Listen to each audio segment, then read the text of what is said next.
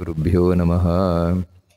ಈ ಶೋಭಕೃತ್ ಸಂವತ್ಸರದ ಪುಷ್ಯ ಮಾಸದ ಶುಕ್ಲ ಪಕ್ಷದ ಏಕಾದಶಿ ನಾಡಿದ್ದು ಜನವರಿಯ 21ನೇ ತಾರೀಖು ಭಾನುವಾರದಂದು ಬರ್ತಾ ಇದೆ.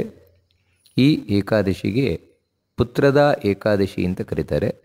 ಅಂದರೆ ಈ ಪುತ್ರದ ಏಕಾದಶಿ ನಾಡಿದ್ದು ಜನವರಿ 21ನೇ ತಾರೀಕು ಭಾನುವಾರದಂದು ಬರ್ತಾ ಇದೆ. ಈ ಏಕಾದಶಿಯ ಮಹತ್ವಗಳನ್ನು ಪುರಾಣಗಳು ತಿಳಿಸ್ಕೊಂಡು ಹೋಗ್ತವೆ. ಮೊದಲನೆಯದಾಗಿ ಎಲ್ಲ ಏಕಾದಶಿಗೂ ಇರುವಂತಹ ದೊಡ್ಡ ಮಹತ್ವ ನಮ್ಮ ಪಾಪವನ್ನು ಪರಿಹರಿಸುವಂಥದ್ದು. ನಾವು ಏಕಾದಶ ಇಂದ್ರಿಯ 11 ಇಂದ್ರಿಯಗಳು, 5 ಜ್ಞಾನೇಂದ್ರಿಯ, 5 ಕರ್ಮೇಂದ್ರಿಯ ಹಾಗೂ 1 ಮನಸ್ಸು, ಹೀಗೆ 11 ಇಂದ್ರಿಯಗಳಿಂದ ನಾವು ಏನು ಪಾಪಗಳನ್ನು ಮಾಡ್ತೇವೆ ಆ ಪಾಪಗಳನ್ನು ಪರಿಹರಿಸುವ ಶಕ್ತಿ ಈ ಏಕಾದಶಿಗಿದೆ. ಹಾಗೆಯೇ ಭಗವಂತನ ನಾರಾಯಣನ ಕೃಷ್ಣನ ಅನುಗ್ರಹವನ್ನು ತಂದುಕೊಡುವಂತಹ ಶಕ್ತಿ ಈ ಏಕಾದಶಿಗೆ ಇದೆ. ಅಂದರೆ ಪ್ರತಿಯೊಂದು ಏಕಾದಶಿಗೂ ಇರುವಂತಹ ಸಾಮಾನ್ಯವಾದ ಮಹತ್ವ ಇದು. ಅದರೊಟ್ಟಿಗೆ ಇನ್ನು ಕೆಲವನ್ನು ತಿಳಿಸ್ತಾರೆ. ಏನು ಅಂತೇಳಿದರೆ, ಏಕಾದಶಿಯಿಂದ ಈ ಲೋಕದಲ್ಲಿ ನಮಗೇನು ಬೇಕು ಅದು ಕೂಡ ದೊರಕುತ್ತದೆ ಅನ್ನುವ ವಿಷಯದಲ್ಲಿ ಪುರಾಣಗಳು ನಮಗೆ ಒಂದೊಂದು ಕಥೆಯನ್ನು ತಿಳಿಸ್ಕೊಂಡು ಹೋಗ್ತದೆ. ಅಂದರೆ ಪರಕ್ಕೆ ಮುಂದಕ್ಕೆ ನಮಗೆ ಏನು ಬೇಕೋ ಅದನ್ನು ತಂದುಕೊಡುತ್ತದೆ, ಇಲ್ಲಿ ಏನು ಬೇಕೋ ಅದನ್ನು ತಂದುಕೊಡುತ್ತದೆ. ಉದಾಹರಣೆಗೆ ಇದೆ ಪುತ್ರದ ಏಕಾದಶಿ ಅಂತ. ಪುತ್ರದ ಅಂದರೆ ಪುತ್ರನನ್ನು ಕರುಣಿಸುವ ಏಕಾದಶಿ, ಮಕ್ಕಳನ್ನು ಕೊಡುವ ಏಕಾದಶಿ ಇದು ಅಂತ ಕರೆಯಲ್ಪಡುತ್ತದೆ. ಇದಕ್ಕೆ ಸಂಬಂಧಪಟ್ಟ ಹಾಗೆ ಒಂದು ಕಥೆಯನ್ನು ಪುರಾಣ ತಿಳಿಸ್ಕೊಂಡು ಹೋಗ್ತದೆ. ಹಿಂದೆ ಭದ್ರಾವತಿ ಎಂಬಂತಹ ಒಂದು ಪಟ್ಟಣದಲ್ಲಿ ಸುಕೇತುಮಾನ್ ಎಂಬಂತಹ ರಾಜ ಇದ್ದ. ಅವನ ಪತ್ನಿ ಶೈವ್ಯ ಅಂತ. ಅವನಿಗೆ ಒಂದೇ ಒಂದು ಕೊರತೆ, ಅದೇ ಪುತ್ರಹೀನನಾಗಿದ್ದ. ಮಕ್ಕಳಿಲ್ಲ ಅನ್ನೋದು ಒಂದೇ ಒಂದು ಕೊರತೆ. ಯಾಕೆಂತ ಹೇಳಿದರೆ ಅವನು ಮಾತ್ರ ಅಲ್ಲ, ಅವನ ಪಿತೃಗಳು ಹಿರಿಯರು ಕೂಡ ಯಾವಾಗಲೂ ಕಣ್ಣೀರು ಹಾಕ್ತಾ ಇದ್ರಂತೆ. ಇವನ ಮುಂದೆ ನಮ್ಮ ಕುಲವನ್ನು ಮುಂದುವರಿಸುವವರು ಯಾರು, ನಮಗೆ ಮುಂದೆ ಯಾರಿದ್ದಾರೆ, ಒಂದು ಎಳ್ಳು ನೀರು ಬಿಡಲಿಕ್ಕಾದರೂ ಯಾರೂ ಇಲ್ವಲ್ಲ ಅಂತ ಹೇಳಿ ತಾವು ದುಃಖ ಪಡ್ತಾ ಇದ್ರು. ಅದನ್ನು ನೋಡಿ ಇವನು ಕೂಡ ಬಹಳ ದುಃಖಿತನಾಗಿದ್ದ. ಏನು ಮಾಡುವುದು ಅಂತ ಕೂಡಲೇ ತಾನು ಯೋಚನೆಯನ್ನು ಮಾಡ್ತಾ ಇರ್ತಾನೆ. ನರಸ್ಯ ಪುತ್ರಹೀನಸ್ಯ ನಾಸ್ತಿ ವೈ ಜನ್ಮನ ಫಲಂ. ನನ್ನಂಥ ರಾಜನಾದವನಿಗೆ, ಯಾಕಂದರೆ ರಾಜನಾಗಿ ನಾನು ಒಬ್ಬ ವಾರಸುದಾರನನ್ನು ರಾಜ್ಯಕ್ಕೆ ಕೊಟ್ಟು ಹೋಗಬೇಕು, ಅದು ನನ್ನ ಕರ್ತವ್ಯ. ಆದರೆ ನನಗೆ ಮಕ್ಕಳೇ ಇಲ್ಲ ಅಂತ ಹೇಳಿದರೆ, ನಾನು ಈ ಪೀಳಿಗೆಯನ್ನು ಮುಂದುವರಿಸಲಿಕ್ಕಾಗ್ತಾ ಇಲ್ಲ ಅಂತ ಹೇಳಿದರೆ ನನ್ನ ಜನ್ಮ ವ್ಯರ್ಥ ಅಂತ ಅವನು ಯೋಚನೆಯನ್ನು ಮಾಡ್ಕೊಂಡು ಹೋಗ್ತಾನೆ. ಅಷ್ಟು ಮಾತ್ರ ಅಲ್ಲ, ಒಬ್ಬ ವ್ಯಕ್ತಿ ಪಿತೃಋಣದಿಂದ ಮುಕ್ತನಾಗಬೇಕು ಅಂತ ಹೇಳಿದರೆ ಅವನು ಮಕ್ಕಳನ್ನು ಪಡಿಬೇಕು. ಅದು ರಾಜನಾದವನು ವಿಶೇಷವಾಗಿ. ನನಗೆ ಅದಾಗಿಲ್ಲ, ಅದಕ್ಕಾಗಿ ನನ್ನ ಪಿತೃಗಳ, ನನ್ನ ಹಿರಿಯರ ಕಣ್ಣೀರನ್ನು ಒರೆಸಲಿಕ್ಕೆ ನನ್ನ ಕೈಯಲ್ಲಿ ಸಾಧ್ಯವಾಗುತ್ತಾ ಇಲ್ಲ ಅಂತ ಹೇಳಿ ಯೋಚನೆಯನ್ನು ಮಾಡ್ತಾನೆ. ಆಯುರಾರೋಗ್ಯಮ ಸಂಪಚ್ಚ ತೇಷಾಂ ಗೇಹೆ ಪ್ರವರ್ತತೆ ಪುತ್ರ ಪೌತ್ರಾಶ್ಚ ಲೋಕಾಶ್ಚ ಭವೇಯು ಪುಣ್ಯಕರ್ಮಣಾನ್. ಹೌದು, ಎಲ್ಲದಕ್ಕೂ ಪುಣ್ಯ ಬೇಕು. ಒಳ್ಳೆ ಆರೋಗ್ಯ ಇರಲಿಕ್ಕಾಗಲಿ, 106 ವರ್ಷ ಬಾಳಲಿಕ್ಕಾಗಲಿ, ಅಥವಾ ಮಕ್ಕಳು ಮೊಮ್ಮಕ್ಕಳು ಇವರಿಂದ ಎಲ್ಲ ಕೂಡಿದ ಕುಟುಂಬದಲ್ಲಿ ನಾನು ಬದುಕಬೇಕಾದರೆ, ಇರಬೇಕಾದರೆ ಪುಣ್ಯ ಬೇಕಾಗ್ತದೆ. ಅಂತಹ ಪುಣ್ಯವನ್ನು ನಾನು ಮಾಡಿಲ್ಲ. ಎಲ್ಲಕ್ಕಿಂತ ಮುಖ್ಯವಾಗಿ ಪುಣ್ಯಂ ವಿನಾ ನಚ ಪ್ರಾಪ್ತಿರ್ ವಿಷ್ಣು ಭಕ್ತಿಂ ವಿನಾ ತಥಾ. ವಿಷ್ಣುವಿನಲ್ಲಿ ಭಕ್ತಿ ಮಾಡಲಿಲ್ಲ, ಆ ವಿಷ್ಣುವಿನ ಪ್ರೀತಿಗಾಗಿ ಏನನ್ನೂ ಮಾಡಲಿಲ್ಲ ನಾನು. ಅದಕ್ಕಾಗಿ ನನಗೆ ಇಂಥ ದುಃಖವೇ ಸಿಗ್ತಾ ಇದೆ. ಮಕ್ಕಳಿಲ್ಲ ಅಂತ ಕೊರಗದಿಂದ ನಾನು ಯಾವಾಗಲೂ ಕೊರಗಬೇಕಾಗಿ ಬಂದಿದೆ. ಈ ರೀತಿ ಅವನು ಯೋಚನೆಯನ್ನು ಮಾಡ್ತಾ ಇದ್ದಾನಂತೆ. ಯೋಚನೆಯನ್ನು ಮಾಡಿ ಬಹಳ ಬೇಸರ ಆಯಿತು, ಬಹಳ ಬೇಜಾರಾಯಿತು. ಎಲ್ಲಿವರೆಗೆ ಅಂದರೆ ಅವನಿಗೆ ಈ ಜೀವನವೇ ಸಾಕು ಅಂತ ಆಗೋಯ್ತು. ಅಂದರೆ ಮಕ್ಕಳಿಲ್ಲ ಅನ್ನುವುದನ್ನು ತುಂಬ ಹಚ್ಚಿಕೊಂಡ ರಾಜ. ಅದಕ್ಕಾಗಿ ಒಂದು ದಿನ ಕುದುರೆಯನ್ನು ಏರಿ ತಾನು ಹೊರಟು ಬಿಟ್ಟನಂತೆ. ಸೀದಾ ಕಾಡಿನಲ್ಲಿ ಹೋಗುತ್ತಾ ಇದ್ದಾನಂತೆ. ಕಾಡಿನಲ್ಲಿ ಹೀಗೆ ತಿರುಗುತ್ತಾ ಒಂದು ಗೊಂಡಾರಣ್ಯದಲ್ಲಿ ಹಸಿವು ಬಾಯಾರಿಕೆಗಳಾಯಿತು. ಅಂದರೆ ಅದನ್ನೂ ಲೆಕ್ಕಿಸದೆ ಹೋಗ್ತಾ ಇದ್ದಾನೆ. ಹಸಿವು ಬಾಯಾರಿಕೆ ಆದಾಗ ತಾನು ಏನು ಎಲ್ಲಿ ಅಂತ ಹುಡ್ಕೊಂಡು ಹೋಗ್ತಾ ಇದ್ದಾನಂತೆ. ಹೋಗಬೇಕಾದರೆ ಅಲ್ಲಿ ಒಂದು ಋಷಿಗಳ ಆಶ್ರಮ ಸಿಕ್ಕಿತವನಿಗೆ. ನೋಡ್ತಾನೆ, ಆ ಋಷಿಗಳನ್ನೆಲ್ಲ ನೋಡ್ತಾನೆ. ಅವರಿಗೆ ನಮಸ್ಕಾರ ಮಾಡಿ ಕೇಳ್ತಾನೆ, ನೀವು ಯಾರು, ಏನು ಕತೆ ಅಂತ.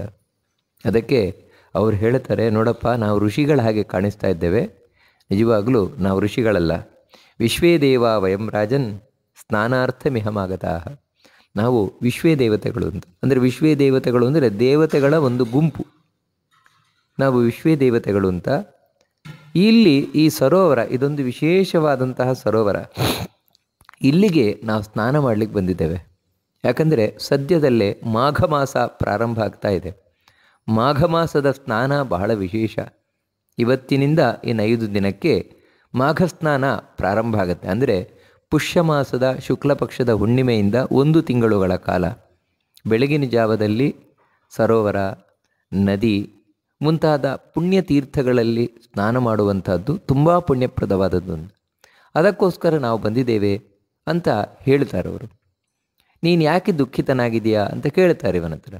ಅದಕ್ಕೆ ಇವನು ತನ್ನ ಸಂಕಷ್ಟವನ್ನು ಹೇಳಿದಾಗ ಅವ್ರು ಹೇಳ್ತಾರೆ, ನೋಡು, ಇದರ ಬಗ್ಗೆ ನೀನೇನು ಯೋಚನೆಯನ್ನು ಮಾಡಬೇಕಾಗಿಲ್ಲ. ಏಕಾದಶಿ ಇತಿ ವಿಖ್ಯಾತ ಕ್ರಿಯತಾಂ ವ್ರತಮುತ್ತಮಂ. ಏಕಾದಶಿ ಎಂಬಂತಹ ವ್ರತ ಇದೆ. ಅದು ಯಾವ ವ್ರತ ಅಂದರೆ ಇದೇ ಪುತ್ರದ. ನೋಡಿ, ಇವಾಗ ನಾಳೆಯೇ ಪುತ್ರದ ಅಂತ ಏಕಾದಶಿ ಬರಲಿಕ್ಕಿದೆ.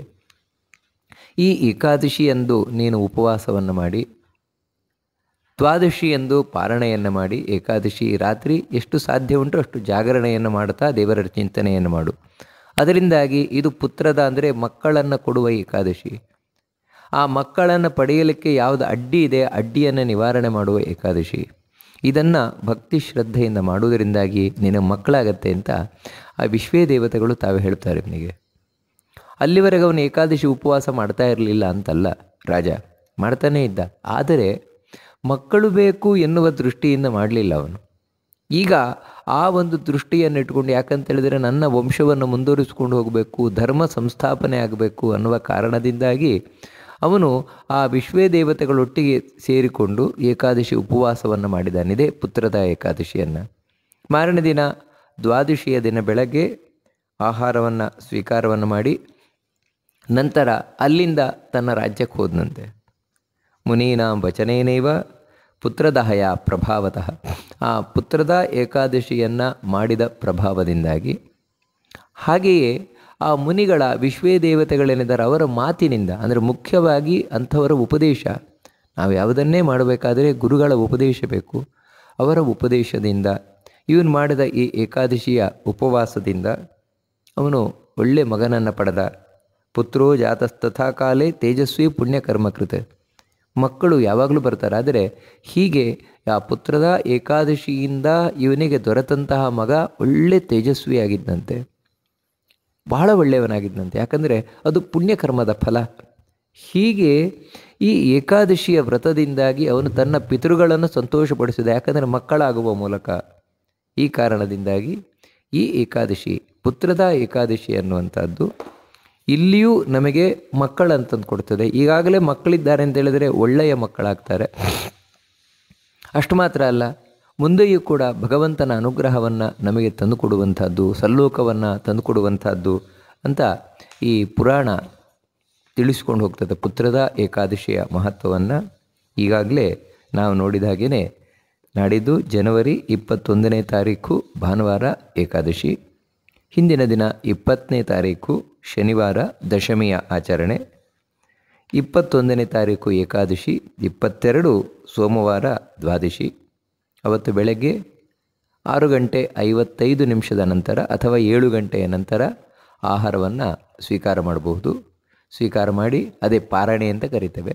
ಆನಂತರ ಈ ಏಕಾದಶಿಯನ್ನು ವಿಶೇಷವಾಗಿ ಲಕ್ಷ್ಮೀ ಸಹಿತನಾದ ನಾರಾಯಣನಿಗೆ ಅರ್ಪಣೆಯನ್ನು ಮಾಡಿ, ಅಂದರೆ ದೇವರೇ ನಿನ್ನ ಶಕ್ತಿ, ನೀನು ಕೊಟ್ಟ ಶಕ್ತಿಯಿಂದ, ನಿನ್ನ ಅನುಗ್ರಹದಿಂದ ನಾನು ಏಕಾದಶಿಯನ್ನು ಮಾಡಿದ್ದೇನೆ, ಇದನ್ನು ನಿನಗೇ ಅರ್ಪಣೆ ಮಾಡ್ತೇನೆ. ಅಂದರೆ ಅರ್ಪಣೆ ಮಾಡುವುದು ಅಂತ ಹೇಳಿದರೆ ನೀನು ಮಾಡಿಸಿದ್ದನ್ನು ನಾನು ಮಾಡಿದ್ದೇನೆ ಹೊರತು ನಾನೇ ಮಾಡಿದ್ದು ಎನ್ನುವಂತಹ ಜಂಭವನ್ನು ನಾನು ಪಡುವುದಿಲ್ಲ ಅಂತ ಹೇಳಿ ನಾವು ಆ ನಾನೇ ಮಾಡಿದೆ ಎಂಬ ಅಹಂಕಾರವನ್ನು ತ್ಯಾಗ ಮಾಡುವುದೇ ನಿಜವಾಗಲೂ ಸಮರ್ಪಣೆ.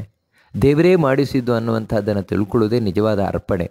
ಆ ರೀತಿ ನಮಗೆ ದೇವರು ಮಾಡಿಸಲಿ ಈ ಏಕಾದಶಿಯನ್ನು ಅಂತ ಹೇಳ್ತಾ ನಾವು ಪ್ರತಿ ಬಾರಿ ನೋಡುವಂತೆ ಈ ಬಾರಿಯೂ ಕೂಡ ವಿಷ್ಣು ಸಹಸ್ರನಾಮದ 2 ಶ್ಲೋಕಗಳ ಅರ್ಥಚಿಂತನೆ.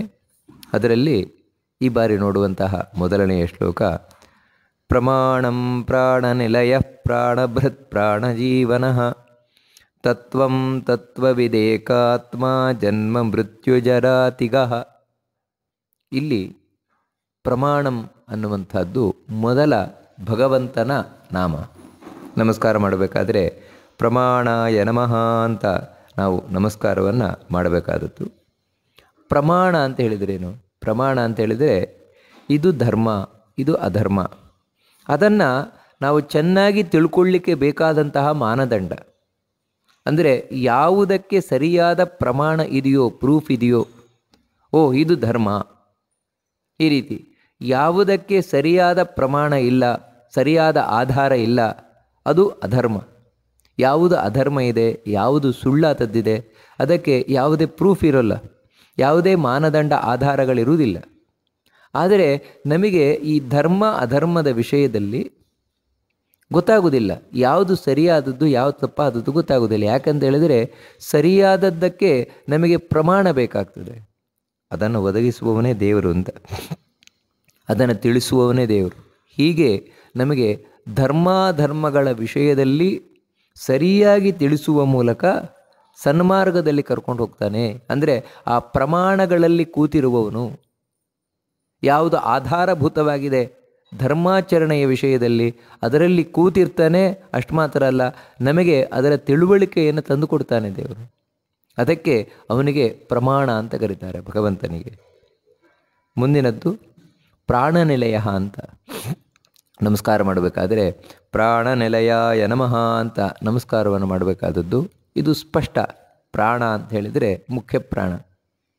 ಯಾರು ನಮ್ಮ ಉಸಿರಾಟಕ್ಕೆ ಆಧಾರಭೂತನಾದಂತಹ ಆಧಾರನಾಗಿರುವಂತಹ ದೇವತೆಯಾಗಿದ್ದಾನೋ ಮುಖ್ಯ ಪ್ರಾಣ, ಆ ಮುಖ್ಯ ಪ್ರಾಣನಿಗೆ ಇವನೇ ಮನೆಯಾಗಿರುವವನು ಅಂತ. ನಿಲಯ ಅಂತ ಹೇಳಿದರೆ ಮನೆ, ಮನೆಯಾಗಿರುವವನು, ಆಶ್ರಯನಾಗಿರುವವನು. ನಾವೆಲ್ಲರೂ ಕೂಡ ಮುಖ್ಯ ಪ್ರಾಣನನ್ನು ಆಶ್ರಯಿಸಿಕೊಂಡಿದ್ದೇವೆ, ಮುಖ್ಯ ಪ್ರಾಣನನ್ನು ನಂಬಿಕೊಂಡಿದ್ದೇವೆ. ಅಂದರೆ ಉಸಿರೇ ನಮಗೆ ಬದುಕು, ಉಸಿರಿಲ್ಲದಿದ್ದರೆ ನಮ್ಮ ಬದುಕಿಲ್ಲ. ಆದರೆ ಆ ಉಸಿರಿನ ದೇವತೆಯಾದ ಮುಖ್ಯ ಪ್ರಾಣ ತಾನು ವಿಷ್ಣುವನ್ನು ಆಶ್ರಯಿಸಿಕೊಂಡಿದ್ದಾನೆ. ಅದರಿಂದಾಗಿಯೇ ಆ ವಿಷ್ಣುವಿಗೆ ಪ್ರಾಣನಿಲಯ ಅಂತ ಕರೀತಾರೆ. ಅಥವಾ ಇನ್ನೊಂದು ಅರ್ಥದಲ್ಲಿ ಹೇಳುವುದಾದರೆ ಪ್ರಾಣನಿಲಯ ಅಂತ ಹೇಳಿದರೆ ಮುಖ್ಯ ಪ್ರಾಣನೇ ಮನೆಯಾಗುಳ್ಳವನು ಅಂತ. ಹೌದು, ಮುಖ್ಯ ಪ್ರಾಣ ವಿಷ್ಣುವನ್ನು ಆಶ್ರಯಿಸಿಕೊಂಡಿದ್ದಾನೆ, ವಿಷ್ಣುವಿನ ತೊಡೆ ಮೇಲೆ ಕೂತಿದ್ದಾನೆ. ಹಾಗೆಯೇ ವಿಷ್ಣು ವಿಶೇಷವಾಗಿ ಮುಖ್ಯ ಪ್ರಾಣನ ಒಳಗೆ ನೆಲೆಸಿದ್ದಾನೆ. ಅದರಿಂದಾಗಿ ಪ್ರಾಣನಿಲಯ ಅಂತ ಕರೆಯಲ್ಪಡುತ್ತದೆ. ಮುಂದೆ ಪ್ರಾಣಭೃತ್ ಅಂತ ನಮಸ್ಕಾರ ಮಾಡಬೇಕಾದರೆ ಪ್ರಾಣಭೃತೇ ನಮಃ ಅಂತ ನಮಸ್ಕಾರ ಮಾಡಬೇಕಾದದ್ದು. ಏನು ಪ್ರಾಣಭೃತ್ ಅಂತ ಹೇಳಿದರೆ ಮುಖ್ಯ ಪ್ರಾಣನನ್ನು ಹೊತ್ತವನು. ಮುಖ್ಯ ಪ್ರಾಣನನ್ನು ಹೊತ್ತವನು ಅಂದರೆ ಮುಖ್ಯ ಪ್ರಾಣನ ಸಂಪೂರ್ಣ ಜವಾಬ್ದಾರಿಯನ್ನು ಹೊತ್ತಿರುವವನು. ಮುಖ್ಯ ಪ್ರಾಣ ನಮ್ಮ ಜವಾಬ್ದಾರಿಯನ್ನು ಹೊತ್ತಿದ್ದಾನೆ. ನಿಜವಾಗಿಯೂ ಕೂಡ ಈ ದೇಹದಿಂದ ನಾವು ಹೊರಗೆ ಬರ್ತೇವೆ ಅಂತ ಹೇಳಿದರೆ ಸಾಯುವುದು ಅಂತ. ಆ ಸಾಯುವುದು ಅಂತ ಹೇಳುವುದಕ್ಕೆ ಇನ್ನೊಂದು ಮಾತು ಏನು ಹೇಳ್ತಾರೆ ಅಂದರೆ ಪ್ರಾಣ ಹೋಯಿತು ಅಂತ. ಅವರು ಪ್ರಾಣ ಹೋಯಿತು ಅಂತ ಕರೀತಾರೆ. ಪ್ರಾಣ ಹೋಗುವುದು ಅಂತ ಹೇಳಿದರೆ ಏನರ್ಥ? ಇದೇ ಪ್ರಾಣದೇವ ನಮ್ಮನ್ನು ಈ ದೇಹದಿಂದ ಹೊತ್ತು ಹೊರಗೆ ಬರುವಂಥದ್ದು. ಆದರೆ ಆ ಮುಖ್ಯ ಪ್ರಾಣ ತಾನೇ ಸ್ವಂತವಾಗಿದ್ದಾನ? ಇಲ್ಲ. ಮತ್ತು ಅವನನ್ನು ಒಳಗಿನಿಂದ ಹೊತ್ತಿರುವವನು ಇದೇ ವಿಷ್ಣುವೇ. ಅದಕ್ಕೆ ಪ್ರಾಣಭೃತ್ ಅಂತ ಕರೀತಾನೆ. ಅಷ್ಟು ಮಾತ್ರ ಅಲ್ಲ, ನಮ್ಮ ಪ್ರಾಣವೂ ಕೂಡ ಅಷ್ಟೇ. ನಮ್ಮ ಉಸಿರಾಟ, ಆ ಉಸಿರಾಟವನ್ನು ಧರಿಸಿರುವವನು ಕೂಡ ಇದೇ ಭಗವಂತನೇ, ಮುಖ್ಯ ಪ್ರಾಣನ ಒಳಗೆ ಕೂತು. ಅದಕ್ಕಾಗಿ ಅವನನ್ನು ಪ್ರಾಣಭೃತ್ ಅಂತ ಕರೀತಾರೆ. ಇನ್ನೂ ಅನೇಕ ಅರ್ಥಗಳನ್ನು ಹೇಳ್ಬೋದು. ಪ್ರಾಣ ಅಂತ ಹೇಳಿದರೆ ಇಂದ್ರಿಯಗಳು. ನಮ್ಮ ಇಂದ್ರಿಯಗಳು ಇವತ್ತು ಗಟ್ಟಿಮುಟ್ಟಾಗಿವೆ ಅಂತ ಹೇಳಿದರೆ ಆ ಇಂದ್ರಿಯಗಳ ಜವಾಬ್ದಾರಿಯನ್ನು ಹೊತ್ತಿರುವವನು ಇದೇ ಭಗವಂತ. ಆಯಾ ದೇವತೆ, ಯಾಕಂದರೆ ಒಂದೊಂದು ಇಂದ್ರಿಯಗಳೊಳಗೆ ಕಣ್ಣು, ಕಿವಿ, ಮೂಗು, ಈ ಒಂದೊಂದರೊಳಗೆ ಒಬ್ಬೊಬ್ಬರು ದೇವತೆಗಳಿದ್ದಾರೆ. ಆ ದೇವತೆಗಳು ತಾವೇ ಸ್ವಂತವಾಗಿಲ್ಲ, ಮತ್ತು ಅವರೊಳಗೆ ಕೂತಿರುವವನು ಯಾರು ಅಂತ ಹೇಳಿದರೆ ವಿಷ್ಣು. ಹೀಗೆ ಅವನು ಪ್ರಾಣಭೃತ್ ಅಂತ ಕರೆಯಲ್ಪಡ್ತಾನೆ ಭಗವಂತ. ಮುಂದಿನದ್ದು ಪ್ರಾಣಜೀವನ. ನಮಸ್ಕಾರ ಮಾಡಬೇಕಾದರೆ ಪ್ರಾಣಜೀವನಾಯ ನಮಃ ಅಂತ ನಮಸ್ಕಾರವನ್ನು ಮಾಡಬೇಕಾದದ್ದು. ಪ್ರಾಣಜೀವನ ಅಂತ ಹೇಳಿದರೆ ಏನು ಅಂತ ಹೇಳಿದರೆ ಅರ್ಥ, ಮುಖ್ಯ ಪ್ರಾಣನು ಬದುಕುತ್ತಾ ಇರುವಂಥದ್ದು ಇವನಿಂದ ಅಂತ, ಭಗವಂತನಿಂದ ಅಂತ. ಭಗವಂತನಿಂದಾಗಿ ಮುಖ್ಯ ಪ್ರಾಣ ಬದುಕುತ್ತಾ ಇದ್ದಾನೆ, ಅಥವಾ ನಾವು ಇಲ್ಲಿ ಬದುಕುತ್ತಾ ಇದ್ದೇವೆ. ಬದುಕಲಿಕ್ಕೆ ಮುಖ್ಯ ಆಶ್ರಯವಾಗಿರುವುದು ಯಾವುದು ಅಂತ ಹೇಳಿದರೆ ಪ್ರಾಣ, ಅದೇ ಉಸಿರಾಟ. ಆ ಉಸಿರಾಟವನ್ನೇ ನಮ್ಮ ಜೀವನವನ್ನು ಮಾಡಿರುವವನು ದೇವರು. ಯಾಕಂದರೆ ಈ ದೇಹದಲ್ಲಿ ಏನು ಆಗ್ತಾ ಇದೆ ಅದರ ಬಗ್ಗೆ ನಮಗೆ ಯಾವುದೇ ನಿಯಂತ್ರಣ ಇಲ್ಲ, ಈ ದೇಹದಲ್ಲಿ ಆಗ್ತಾ ಇರುವುದಕ್ಕೆ. ಮತ್ತು ಸಂಪೂರ್ಣ ನಿಯಂತ್ರಣ ದೇವರ ಕೈಯಲ್ಲಿ. ಅದಕ್ಕೋಸ್ಕರ ಕೆಲವು ಸಲ ಉಸಿರು ಕಟ್ಟಿ ಹೋಯಿತು ಅಂದರೆ ನಾವು ಒದ್ದಾಡ್ತೇವೆ ಹೊರತು ಮತ್ತೆ ಉಸಿರಾಟ ಮಾಡ್ಕೊಳ್ಳಿಕ್ಕೆ ನಮ್ಮ ಕೈಲಾಗೋಲ್ಲ.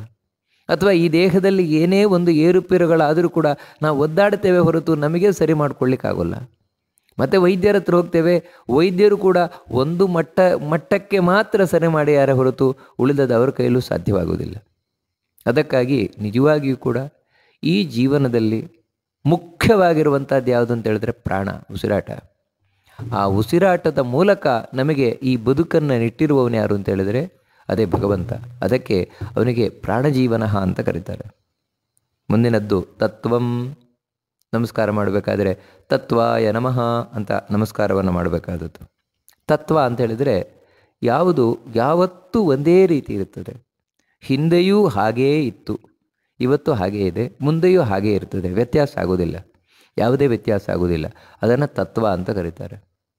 ಹೀಗೆ ಆ ಭಗವಂತ ತತ್ವ ಅಂದರೆ ಅವನು ಹಿಂದೆಯೂ ಒಂದೇ ರೀತಿ ಇದ್ದವನು, ಬದಲಾವಣೆ ಆಗಲಿಲ್ಲ, ಇವತ್ತು ಹಾಗೇ ಇದ್ದಾನೆ. ಇನ್ನೊಂದು ಕೋಟಿ ವರ್ಷಗಳೋದರೂ ಭಗವಂತ ಹೀಗೆ ಇರ್ತಾನೆ ಹೊರತು ಸ್ವಲ್ಪವೂ ವ್ಯತ್ಯಾಸ ಆಗೋಲ್ಲ, ಯಾವುದರಲ್ಲೂ ವ್ಯತ್ಯಾಸ ಆಗೋಲ್ಲ. ಅಂದರೆ ಯಾವುದರಲ್ಲೂ ಅಂದರೆ ದೇಹದಿಂದಲೂ ವ್ಯತ್ಯಾಸ ಆಗೋಲ್ಲ, ವಯಸ್ಸಾಗುವುದಾಗಲಿ ಈ ರೀತಿ ಆಗೋಲ್ಲ. ಅಥವಾ ದೇವರು ಸಣ್ಣವನಾಗುವನು ದೊಡ್ಡವನಾಗುವುದು ಇದು ಯಾವುದೂ ಇಲ್ಲ. ಅಥವಾ ಭಗವಂತನ ಬುದ್ಧಿಯಲ್ಲಿ ಬದಲಾವಣೆ ಆಗುತ್ತಾ, ಭಗವಂತನ ಗುಣದಲ್ಲಿ ಬದಲಾವಣೆ ಆಗುತ್ತಾ? ನಮಗಾದರೆ ಹಾಗೆ, ನಮಗೆ ಇವತ್ತಿದ್ದಾಗ ನಾಳೆ ಇರೋಲ್ಲ, ಈ ವರ್ಷ ಇದ್ದಾಗ ಮುಂದಿನ ವರ್ಷ ಇರೋಲ್ಲ, ಈ ರೀತಿ ಬದಲಾವಣೆಗಳಾಗ್ತಾ ಇರ್ತದೆ. ದೇವರಲ್ಲಂಥ ಯಾವ ಬದಲಾವಣೆಯೇ ಆಗೋದಿಲ್ಲ, ಯಾವತ್ತೂ ಒಂದೇ ರೀತಿ ಇರ್ತಾನೆ. ಅದಕ್ಕೆ ಅವನನ್ನು ತತ್ವ ಅಂತ ಕರೀತಾರೆ. ಮುಂದಿನದ್ದು ತತ್ವವಿದೇಕಾತ್ಮ. ನಮಸ್ಕಾರ ಮಾಡಬೇಕಾದ್ರೆ ತತ್ವವಿದೇಕಾತ್ಮನೇ ನಮಃ ಅಂತ ನಮಸ್ಕಾರ ಮಾಡಬೇಕಾದದ್ದು. ತತ್ವವಿತ್ ಏಕಾತ್ಮ ಅಂದರೆ ನಾವು ತತ್ವ ಅಂದರೆ ಏನು ಅಂತ ತಿಳ್ಕೊಂಡ್ವು. ಯಾವತ್ತೂ ಒಂದೇ ರೀತಿ ಇರುವುದು ತತ್ವ. ಅದು ಯಾರು? ದೇವರೇ. ಅಂತಹ ತತ್ವ ಅಂತ ಕರೆಯಲ್ಪಡುವಂತಹ ತನ್ನನ್ನು ತಾನೇ ತಿಳ್ಕೊಂಡವನು. ಅಂದರೆ ದೇವರ ಬಗ್ಗೆ ಚೆನ್ನಾಗಿ ತಿಳ್ಕೊಂಡಿರುವವನು ಮತ್ತಾರೂ ಅಲ್ಲ, ದೇವರೇ, ಅವನೇ. ಉಳಿದವರು ಯಾರಿಗೂ ಅವನ ಬಗ್ಗೆ ಪೂರ್ಣವಾದ ಮಾಹಿತಿ ಇಲ್ಲ. ಮತ್ತೇನೆಂದರೆ ಎಲ್ರಿಗೂ ಗೊತ್ತು, ಇವಾಗ ನಮಗೂ ದೇವರ ಬಗ್ಗೆ ಗೊತ್ತಿದೆ, ಎಷ್ಟು ಅಂದರೆ ಸ್ವಲ್ಪ ಮಾತ್ರ. ಅವನೇ ಅವನನ್ನು ತಿಳ್ಕೊಂಡಿರುವಂಥವನು. ಅಷ್ಟು ಮಾತ್ರ ಅಲ್ಲ, ಇನ್ನೊಂದೇನೆಂದರೆ ಏಕಾತ್ಮ, ಯಾವತ್ತೂ ಒಂದೇ ರೀತಿಯ ಸ್ವರೂಪದಿಂದ ಕೂಡಿರುವವನು ದೇವರು. ಅವನ ಸ್ವರೂಪದಲ್ಲಿ ಯಾವುದೇ ವ್ಯತ್ಯಾಸ ಆಗುವುದಿಲ್ಲ. ದೇವರ ಸ್ವರೂಪದಲ್ಲಿ, ದೇಹದಲ್ಲಾಗಲಿ ಪ್ರತಿಯೊಂದರಲ್ಲೂ ಹೀಗೆ ತನ್ನನ್ನು ತಾನು ತಿಳ್ಕೊಂಡಿರುವಂತಹ ಒಂದೇ ರೀತಿಯಾದ ಸ್ವರೂಪವುಳ್ಳವನು ದೇವರು. ಅದಕ್ಕೆ ಅವನನ್ನು ತತ್ವವಿದೇಕಾತ್ಮ ಅಂತ ಕರೀತಾರೆ ಭಗವಂತನನ್ನು. ಮುಂದಿನದ್ದು ಜನ್ಮ ಮೃತ್ಯುಜರಾತಿಗಃ. ನಮಸ್ಕಾರ ಮಾಡಬೇಕಾದ್ರೆ ಜನ್ಮ ಮೃತ್ಯುಜರಾತಿಗಾಯ ನಮಃ ಅಂತ ನಮಸ್ಕಾರವನ್ನು ಮಾಡಬೇಕಾದದ್ದು. ಜನ್ಮ ಅಂತೇಳಿದರೆ ಹುಟ್ಟು, ಜರ ಅಂತೇಳಿದರೆ ಮುಪ್ಪು, ಅದೇ ರೀತಿ ಮೃತ್ಯು ಅಂದರೆ ಸಾವು. ಹುಟ್ಟು, ಸಾವು, ಮುಪ್ಪು ಮುಂತಾದ ಯಾವುದು ಅನಿಷ್ಟಗಳಿದೆ, ಇವೆಲ್ಲ ಅನಿಷ್ಟಗಳು. ಅನಿಷ್ಟ ಅಂದರೆ ಇಷ್ಟ ಇಲ್ಲದೆ ಇರುವಂಥದ್ದು, ಯಾರಿಗೂ ಇಷ್ಟ ಇಲ್ಲ. ಅಂದರೆ ಸಾಯುವುದು ಯಾರಿಗೂ ಇಷ್ಟ ಅಲ್ಲ, ಮುಪ್ಪು ಯಾರಿಗೂ ಇಷ್ಟ ಅಲ್ಲ. ಈ ಸಾವು ಬರ್ತದೆ ಅಂತಲೇ ಹುಟ್ಟು ಯಾರಿಗೂ ಇಷ್ಟ ಆಗೋದಿಲ್ಲ. ಯಾಕೆ ಅಂತೇಳಿದರೆ ಹುಟ್ಟುವುದರಿಂದಲೇ ಸಾಯಬೇಕು ತಾನೆ, ಹುಟ್ಟೇ ಇಲ್ಲ ಅಂದರೆ ಸಾವೇ ಇಲ್ಲ. ದೇವರಿಗೆ ಇಂಥ ಯಾವ ಅನಿಷ್ಟಗಳೂ ಇಲ್ಲ, ಇವುಗಳನ್ನು ಮೀರಿ ನಿಂತವನು ದೇವರು. ಅದಕ್ಕಾಗಿಯೇ ನಮ್ಮ ಹುಟ್ಟು ಸಾವು ಮುಪ್ಪುಗಳನ್ನು ನಾಶಪಡಿಸುವವನು ದೇವರು, ಅವನನ್ನು ಆರಾಧನೆ ಮಾಡಿದರೆ. ಅದಕ್ಕಾಗಿಯೇ ದೇವರನ್ನು ಜನ್ಮ ಮೃತ್ಯು ಜರಾತಿಗಃ ಅಂತ ಕರೀತಾರೆ. ಮುಂದಿನದ್ದು ಶ್ಲೋಕ. ಭೂರ್ಭುವಸ್ವಸ್ತರುಸ್ತಾರಃ ಸವಿತಾ ಪ್ರಪಿತಾಮಹಃ ಯಜ್ಞೋ ಯಜ್ಞಪತಿರ್ಯಜ್ವಾ ಯಜ್ಞಾಂಗೋ ಯಜ್ಞವಾಹನಃ. ಇಲ್ಲಿ ಮೊದಲ ಭಗವಂತನ ನಾಮ ಭೂರ್ಭುವಸ್ವಸ್ತರುಹು ಅಂತ. ಭೂರ್ಭುವಸ್ವಸ್ತರುಹು ಅಂತೇಳಿದರೆ, ತರು ಅಂತೇಳಿದರೆ ಸಂಸ್ಕೃತದಲ್ಲಿ ಮರ ಅಂತ. ಭೂರ್ಭುವಸ್ವಃ ಅಂತೇಳಿದರೆ ಮೂರು ಲೋಕಗಳು, ಭೂಲೋಕ, ಭುವರ್ಲೋಕ, ಸ್ವರ್ಲೋಕ, ಅಂದರೆ ಮೇಲಿನ ಮೂರು ಲೋಕಗಳು. ಈ ಲೋಕಗಳಲ್ಲಿ ಇಲ್ಲಿ ನಮ್ಮ ಭೂಮಿಯಲ್ಲಿರಬಹುದು ಅಥವಾ ಸ್ವರ್ಗಾದ ಲೋಕಗಳಲ್ಲಿರಬಹುದು ದೇವರಿದ್ದಾನಂತೆ. ಹೇಗಿದ್ದಾನೆ ಅಂತೇಳಿದರೆ ದೇವಲೋಕದಲ್ಲಿರುವ ಒಂದು ಮರದಂತೆ, ದೇವಲೋಕದಲ್ಲೊಂದು ಮರ ಇದೆ, ಕಲ್ಪವೃಕ್ಷ ಅಂತ. ಯಾಕೆ ಅದನ್ನು ಕಲ್ಪವೃಕ್ಷ ಅಂತ ಕರೀತಾರೆ ಅಂದರೆ, ಅದರ ಮುಂದೆ ಹೋಗಿ ನಿಂತು ನಾವು ಏನನ್ನು ಯೋಚನೆ ಮಾಡಿದರೂ ಕೂಡಲೇ ಸಿಕ್ಕಿಬಿಡ್ತದಂತೆ. ಹಾಗೆ 3 ಲೋಕದಲ್ಲಿಯೂ ಕಲ್ಪವೃಕ್ಷದಂತಿರುವವನು ದೇವರು. ಅಂದರೆ ಆ 3 ಲೋಕದಲ್ಲಿ ಯಾರು ಏನನ್ನು ಕೇಳ್ತಾರೆ ಅದನ್ನು ಕೊಡ್ತಾ ಇರುವವನು ದೇವರು. ಆದರೆ ನಮಗೆ ಏನು ಪ್ರಶ್ನೆ ಬರ್ತದೆ ಅಂದರೆ, ಹಾಗಿದ್ರೆ ನಾವು ಏನು ಕೇಳಿದರೂ ಕೊಡ್ತಾ ಇಲ್ವಲ್ಲ ದೇವರು? ಕಾರಣ ಏನು ಅಂತ. ಅದಕ್ಕೆ ಕಾರಣ ಏನಂದರೆ, ನಾವು ಕೇಳುವುದು ಸರಿಯಾಗಿ ಕೇಳ್ತಾ ಇಲ್ಲ. ಸರಿಯಾಗಿ ಕೇಳದೇ ಇರುವುದರಿಂದಾಗಿ ಸಿಗ್ತಾ ಇಲ್ಲ ಸರಿಯಾಗಿ. ಅಲ್ಲ, ಹೇಗ್ರಿ ಕೇಳಬೇಕು ಅಂತ ಹೇಳಿದರೆ, ಮನಸ್ಸಿಟ್ಟು ಕೇಳಬೇಕು. ಯಾವತ್ತೂ ದೇವರಿಗೆ ಮುಟ್ಟುವಂತೆ ಕೇಳಬೇಕು. ಆ ದೇವರಿಗೆ ಮುಟ್ಟುವಂತೆ ನಾವು ಕೇಳಬೇಕು ಅಂತ ಹೇಳಿದರೆ ನಮ್ಮ ಮನಸ್ಸು ಅಷ್ಟು ಏಕಾಗ್ರವಾಗಿರಬೇಕು, ಭಕ್ತಿಯಿಂದ ಕೂಡಿರಬೇಕು. ಹಾಗೆ ಕೂಡಿಕೊಂಡು ಕೇಳಿದರೆ ಎಲ್ಲವೂ ದೊರೀತದೆ, ಇಲ್ಲ ಅಂತಲ್ಲ. ಆ ರೀತಿ ದೇವರು 3 ಲೋಕದಲ್ಲಿಯೂ ಕೂಡ ಕೇಳಿದ್ದನ್ನು ಕೊಡುವುದರಲ್ಲಿ ಕಲ್ಪವೃಕ್ಷ ಇರುವಾಗಿರುವ. ನಾವಿದನ್ನು ಕೃಷ್ಣಾವತಾರದಲ್ಲಿ ಸ್ಪಷ್ಟವಾಗಿ ನೋಡ್ತೇವೆ. ಕೃಷ್ಣನ ಬಳಿ ಯಾರು ಏನನ್ನು ಕೇಳಿದರೂ ಅದನ್ನು ಕೃಷ್ಣ ಕೊಡೋಲ್ಲ ಅಂತ ಹೇಳಿಲ್ಲ. ಎಲ್ಲರಿಗೂ ಕೇಳಿದ್ದನ್ನು ಕೊಟ್ಟಿದ್ದಾನೆ. ಆ ಗೋಪಿಕಾಸ್ತ್ರೀಯರಿಗಿರಬಹುದು, ಗೋಪಾಲಕರಿಗಿರಬಹುದು, ಪ್ರತಿಯೊಬ್ಬರಿಗೂ ಕೂಡ. ಅದಕ್ಕೆ ಅವನು ಭೂರ್ಭುವಸ್ವಸ್ತರುಹು ಅಂತ ಹೇಳ್ತಾರೆ. ಅಥವಾ ಇನ್ನೊಂದು ಅರ್ಥದಲ್ಲಿ ಹೇಳುವುದಾಗಿದ್ದರೆ, ಅವನು ತರುಹು ಅಂತ ಹೇಳಿದ್ರೆ ಮೀರಿ ನಿಂತವನು ಅಂತ. 3 ಲೋಕವನ್ನು ಮೀರಿ ನಿಂತವನು ದೇವರು. ಯಾರೂ ದೇವರಿಗೆ ಸಮಾನರಾದವರು ಇಲ್ಲವೇ ಇಲ್ಲ. ಅದಕ್ಕೆ ಅವನನ್ನು ಭೂರ್ಭುವಸ್ವಸ್ತರುಹು ಅಂತ ಹೇಳ್ತಾರೆ. ಮುಂದಿನದ್ದು ತಾರಹ ಅಂತ. ತಾರಹ ಅಂತ ಹೇಳಿದರೆ ಅವನು ತಾರಯತಿ ಅಂದರೆ ಮೀರಿ ನಿಂತವನು, ಅಥವಾ ನಮ್ಮನ್ನು ದಾಟಿಸುವವನು, ಸಂಸಾರದಿಂದ ನಮ್ಮನ್ನು ದಾಟಿಸುವವನು ದೇವರು. ದೇವರನ್ನು ನಂಬಿದರೆ ಅವನನ್ನು ದೇವರು ಅಡ್ಡದಾರಿಯಲ್ಲಿ ಬಿಟ್ಟು ಹೋಗೋದು ಅಂತ ಇಲ್ವೇ ಇಲ್ಲ. ಇದೇ ವಿಷ್ಣುವಿನ ಒಂದು ವೈಶಿಷ್ಟ್ಯ. ಉಳಿದ ದೇವತೆಗಳಾದರೂ ವರ ಕೊಡುವುದೇನೋ ಉಂಟು. ಎಲ್ಲಿವರೆಗೆ ಅಂದರೆ, ದೈತ್ಯರು ತಾವು ತಪಸ್ ಮಾಡಿ ಬ್ರಹ್ಮನನ್ನು ಮುಂತಾದವರನ್ನೆಲ್ಲ ನಾವು ಸಾಯಬಾರದು ಅಂತ ವರ ಪಡಿತಾರೆ. ತಥಾಸ್ತು ಅಂತ ಹೇಳ್ತಾರೆ. ಆಯಿತು, ನೀವು ಸಾಯುವುದಿಲ್ಲ ಅಂತ. ಆದರೆ ಒಂದು ದಿನ ಈ ಎಲ್ಲ ದೈತ್ಯರು ವಿಷ್ಣುವಿನಿಂದ ಸಾಯ್ತಾರೆ. ಯಾಕಂದರೆ ಈ ದೇವತೆಗಳೆಲ್ಲ ಒಂದು ಹಂತದವರೆಗೆ ನಮಗೆ ಅನುಗ್ರಹವನ್ನು ಮಾಡ್ತಾರೆ, ಸಂಪೂರ್ಣವಾಗಲ್ಲ. ಆದರೆ ವಿಷ್ಣುವಿನ ಅನುಗ್ರಹ ಹೇಗೆ ಅಂತೇಳಿದರೆ, ಅವನು ಒಮ್ಮೆ ನಮ್ಮ ಕೈ ಹಿಡಿದ ಅಂತೇಳಿದರೆ ಯಾವತ್ತಿಂದ ಯಾವತ್ತಿಗೂ ಸೋಲಿಲ್ಲ. ಅದಕ್ಕಾಗಿಯೇ ಅವನು ನಮ್ಮನ್ನು ಎಲ್ಲ ವಿಧವಾದ ಸಂಕಷ್ಟಗಳಿಂದ ಪಾರು ಮಾಡುವವನು, ರಕ್ಷಿಸುವಂಥವನು. ಯಾಕೆಂದರೆ ಅವನು ಎಲ್ಲರನ್ನ ಮೀರಿ ನಿಂತವನು. ಅವನಿಗೆ ಯಾರ ಮುಲಾಜೂ ಇಲ್ಲ. ಉಳಿದವರಿಗಾದರೆ ಇನ್ನೊಬ್ಬರ ಮುಲಾಜು ಇರ್ತದೆ. ಇವಾಗ ಬ್ರಹ್ಮಾದಿ ದೇವತೆಗಳಿಗಾದರೆ ಭಗವಂತ ಇದ್ದಾನೆ, ವಿಷ್ಣು ಇದ್ದಾನೆ. ಅದಕ್ಕೆ ವಿಷ್ಣುವನ್ನು ಮೀರಿ ನಡೀಲಿಕ್ಕಾಗೋಲ್ಲ. ಅದಕ್ಕೆ ವಿಷ್ಣುವಿನ ಮುಂದೆ ಇವರೆಲ್ಲ ಸೋತು ಹೋಗ್ತಾರೆ. ಆದರೆ ವಿಷ್ಣುವಿಗಿಂತ ಮೇಲೆ ಯಾರೂ ಇಲ್ಲ. ಆ ಕಾರಣದಿಂದಾಗಿಯೇ ಅವನು ಒಮ್ಮೆ ವರ ಕೊಟ್ಟ ಅಂತ ಹೇಳಿದರೆ, ಅವನು ಕಣ್ಣು ತೆರೆದ ಅಂತ ಹೇಳಿದರೆ ನಾವು ದಾಟಿದ್ವು ಅಂತಲೇ ಅರ್ಥ ಈ ಸಂಸಾರದಿಂದ. ಅದಕ್ಕೆ ಅವನಿಗೆ ತಾರಹ ಅಂತ ಹೇಳ್ತಾರೆ, ಭಗವಂತನಿಗೆ. ಮುಂದಿನದ್ದು ಸವಿತಾ ಅಂತ. ನಮಸ್ಕಾರ ಮಾಡಬೇಕಾದ್ರೆ ಸವಿತ್ರೇ ನಮಃ ಅಂತ ನಮಸ್ಕಾರವನ್ನು ಮಾಡಬೇಕಾದದ್ದು. ಏನು ಸವಿತಾ ಅಂತ ಹೇಳಿದರೆ, ಸವಿತಾ ಅಂತ ಹೇಳಿದರೆ ಒಂದು ಸೂರ್ಯನಲ್ಲಿರುವ ದೇವರಿಗೆ ಹೇಳುವಂಥದ್ದು. ಇನ್ನೊಂದೇನು ಅಂತ ಹೇಳಿದರೆ ಸವಿತ, ಸ ಅವಿತ, ಅದು ಸವಿತ. ಸ ಅಂತ ಹೇಳಿದರೆ ಸಾರಭೂತ ಅಂತ, ಸಾರಭೂತನಾಗಿರುವವನು. ಅವಿತ ಅಂದರೆ ರಕ್ಷಿಸುವಂಥವನು ಅಂತ. ಅಂದರೆ ಶ್ರೇಷ್ಠವಾದ ರಕ್ಷಕ ಅಂತ ಭಗವಂತ. ವಾಸ್ತವಿಕವಾಗಿ ರಕ್ಷಿಸುವವರು ಅಂತಿದ್ದಾರೆ, ಒಂದು ಮಟ್ಟದವರೆಗೆ ರಕ್ಷಿಸುವವರು. ಅದೇ ನಾವು ಅವಾಗ ನೋಡಿದ ಹಾಗೆ ದೈತ್ಯರು ದೇವತೆಗಳಿಂದ ವರ ಪಡಿತಾರೆ, ನಾವು ಅಲ್ಲಿಂದ ಸಾಯಬಾರದು, ಹೀಗೆ ಸಾಯಬಾರದು ಅಂತೆಲ್ಲ. ತಥಾಸ್ತು ತಥಾಸ್ತು ಅಂತ ದೇವತೆಗಳು ಹೇಳ್ತಾರೆ, ವರ ಕೊಡ್ತಾರೆ, ಅವರನ್ನು ರಕ್ಷಿಸ್ತಾರೆ. ಎಲ್ಲಿವರೆಗೆ? ಒಂದು ಮಟ್ಟದವರೆಗೆ ಮಾತ್ರ. ಕಡೇ ತನಕ ರಕ್ಷಿಸುವುದಂತಿಲ್ಲ. ಆದರೆ ಭಗವಂತನ ರಕ್ಷಣೆ ಯಾವ ರೀತಿ ಇರ್ತದೆ ಅಂತ ಹೇಳಿದರೆ, ದೇವರು ಕೃಷ್ಣ ಒಮ್ಮೆ ಕೈ ಹಿಡಿದ ಅಂತ ಹೇಳಿದರೆ ಆಮೇಲೆ ಅವನಿಗೆ ಸೋಲೇ ಇಲ್ಲ. ಎಲ್ಲಿವರೆಗೆ? ಸತ್ತ ಮೇಲೂ ಸೋಲಿಲ್ಲ, ಸಾವು ಸೋಲಲ್ಲ. ಆಶ್ಚರ್ಯ ಏನು ಅಂತ ಹೇಳಿದರೆ, ಯಾರು ಕೃಷ್ಣನ ಭಕ್ತರಿದ್ದಾರೆ ಅವನಿಗೆ ಸಾವು ಸೋಲಲ್ಲ. ಯಾಕಂದರೆ ಸಾವೇ ಗೆಲುವು. ಯಾಕಂದರೆ ಇದು ಕಡೆಯ ಸಾವು. ಆಮೇಲೆ ಸಾವು ಅನ್ನುವುದು ಅವನ ಹತ್ರ ಬರುವುದಿಲ್ಲ. ಯಾಕಂದರೆ ಮತ್ತೆ ಅವನು ಹುಟ್ಟುವುದಿಲ್ಲ. ಇಲ್ಲಿ ಹುಟ್ಟಿ ಮತ್ತೆ ಈ ಸಂಕಷ್ಟಗಳಿಗೆ ಸಿಲುಗುವುದಿಲ್ಲ. ಮತ್ತು ಅವನು ಯಾವತ್ತೂ ದುಃಖವನ್ನು ಅನುಭವಿಸುವುದಿಲ್ಲ. ಯಾಕಂದರೆ ದುಃಖ ಅನುಭವವೇ ಸೋಲು, ದುಃಖವೇ ಇಲ್ಲ ಅವನಿಗೆ. ಯಾಕಂದರೆ ಅವನು ಭಗವಂತನ ಲೋಕದಲ್ಲಿ, ವೈಕುಂಠ ಲೋಕದಲ್ಲಿ ಆನಂದವಾಗಿರ್ತಾನೆ. ಯಾವತ್ತಿಂದ ಯಾವತ್ತಿಗೂ ಆನಂದವಾಗ್ತಾನೆ. ಅದಕ್ಕಾಗಿಯೇ ಆ ದೇವರು ವಿಶೇಷವಾಗಿ ಶ್ರೇಷ್ಠವಾಗಿ ನಮ್ಮ ರಕ್ಷಕನಾಗಿರುವವನು. ಈ ಅರ್ಥದಲ್ಲಿ ಕೂಡ ಸವಿತಾ ಅಂತ ದೇವರನ್ನು ಕರೀತಾರೆ. ಮುಂದಿನದ್ದು ಪ್ರಪಿತಾಮಹ ಅಂತ. ಪ್ರಪಿತಾಮಹ ಅಂದರೆ ಮುತ್ತಜ್ಜ ಅಂತ, ಮುತ್ತಜ್ಜ ಅಂದರೆ ಈ ಜಗತ್ತಿಗೆ ಅಜ್ಜನ ಸ್ಥಾನದಲ್ಲಿ ಇರುವವನು ಚತುರ್ಮುಖ ಬ್ರಹ್ಮ. ಆ ಚತುರ್ಮುಖ ಬ್ರಹ್ಮನನ್ನು ಹುಟ್ಟಿಸಿದವನು ಇವನು ಭಗವಂತ. ಅದಕ್ಕಾಗಿ ಇವನು ಮುತ್ತಜ್ಜನ ಸ್ಥಾನದಲ್ಲಿರುವವನು. ಅದಕ್ಕಾಗಿ ಇದನ್ನು ಸ್ಪಷ್ಟವಾಗಿ ವರಾಹರೂಪಿ ಭಗವಂತ ಹೇಳ್ತಾನೆ.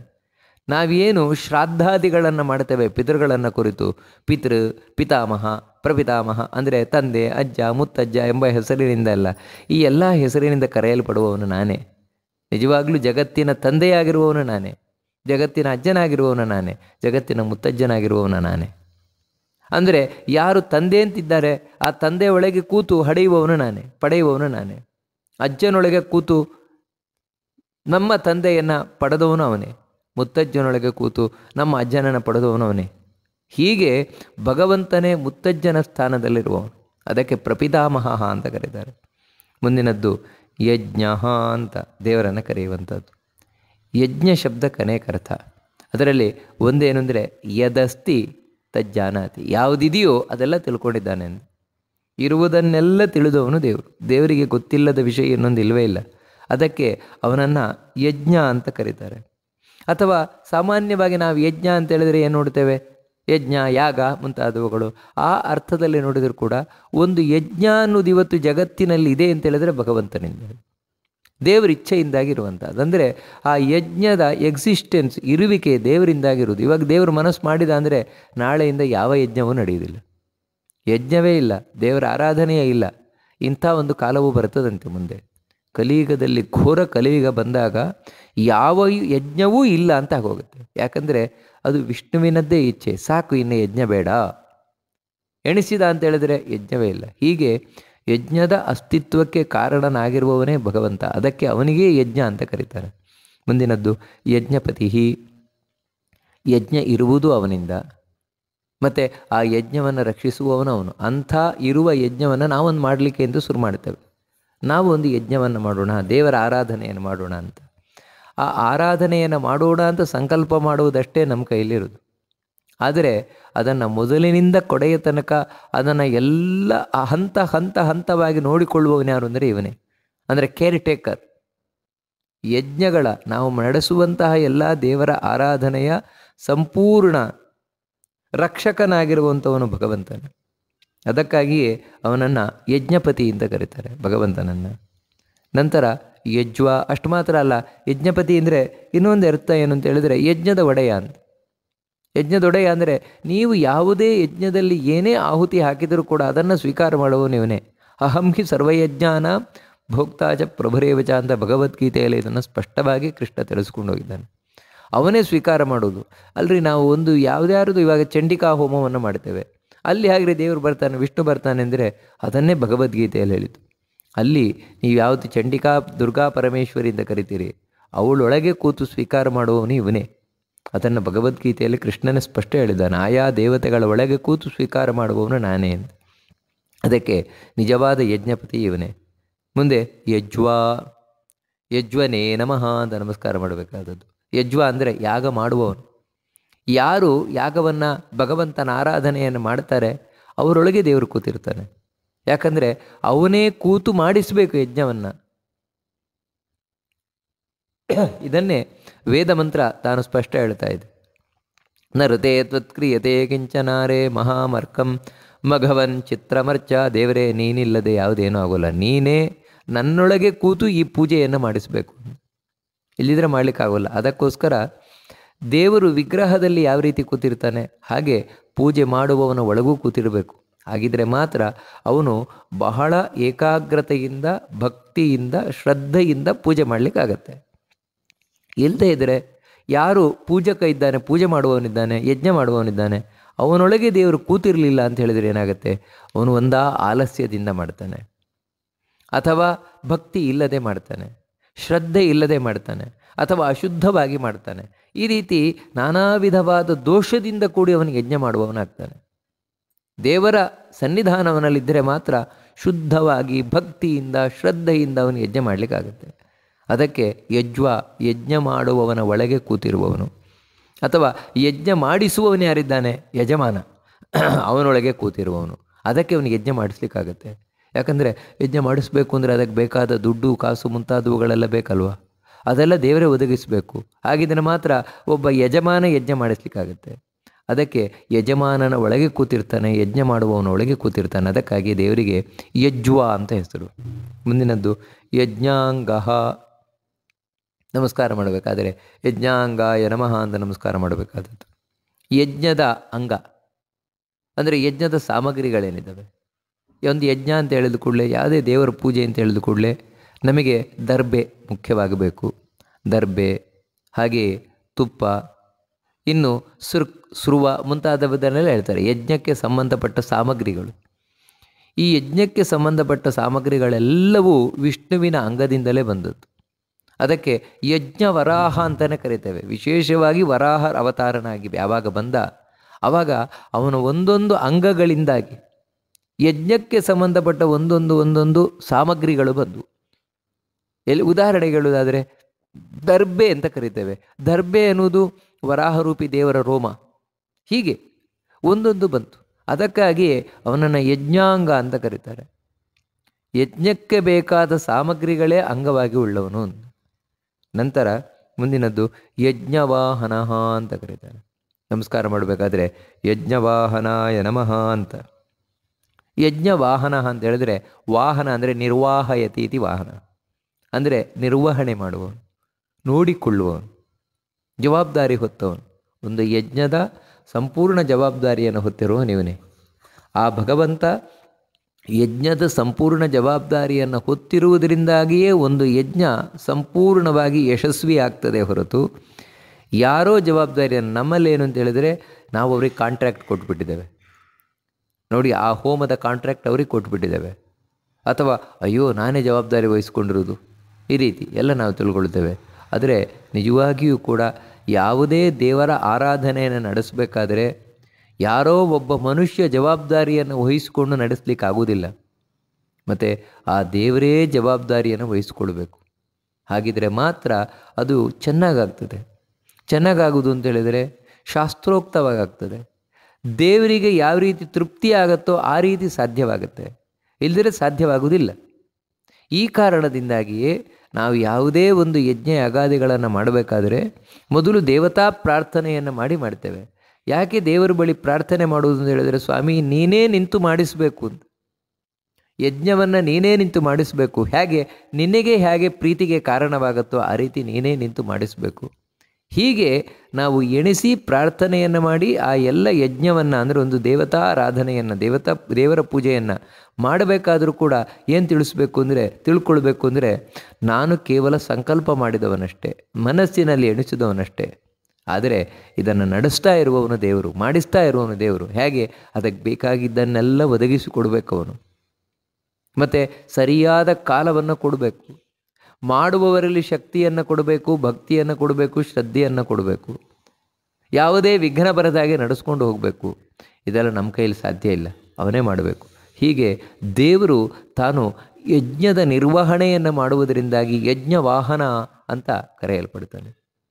ಹೀಗೆ ಈ ವಿಷ್ಣು ಸಹಸ್ರನಾಮದ 2 ಶ್ಲೋಕಗಳ ಚಿಂತನೆಯನ್ನು ಮಾಡ್ತಾ ನಾವು ಏಕಾದಶಿಯನ್ನು ಸಾರ್ಥಕ ಮಾಡಿಕೊಳ್ಳೋಣ ಅಂತ ಹೇಳ್ತಾ ಈ ಮಾತನ್ನು ಮಧ್ವಾಂತರ್ಗತ ಭಗವಂತನಿಗೆ ಅರ್ಪಣೆಯನ್ನು ಮಾಡೋಣ. ಶ್ರೀಕೃಷ್ಣ ಅರ್ಪಣಮಸ್ತು.